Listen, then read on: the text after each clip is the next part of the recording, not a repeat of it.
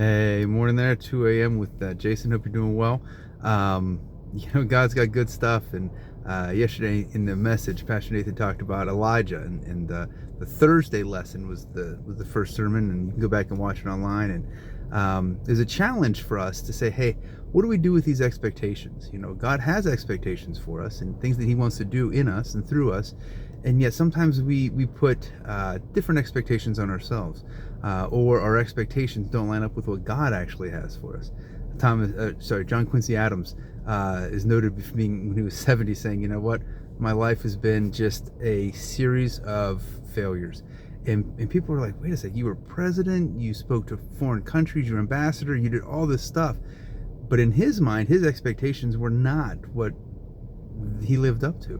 And it's hard. It's hard for us because too often we do one of two sides. We either say, I just have no expectations for myself, and that way I can't go wrong, or we have too high, and they're unrealistic, and we get frustrated. God does not desire for us to be frustrated. He wants for us to be able to be successful, and in the sense of accomplished in how can we are living for God to the fullest of our ability. That's the John 10:10 says, you may have life to the full, and full is going to look different for different people. And that's true, but God has better plans for us. And part of frustration is that the expectation, and part of it is when we're not sure what we're getting into.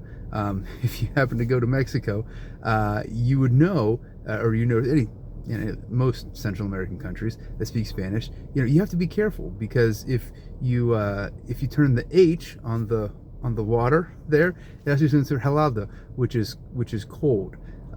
In our mind, it would have been hot, but it's not. And the C is caliente, which is hot, which we would think is cold. And so there's, again, that expectation of what we're doing when we turn this is different sometimes. And so we need to be careful of, okay, God, what are you doing in the situation that we're in here? What do I need to be aware of? And if we're not connected to God, our expectations are going to be different and not what they need to be.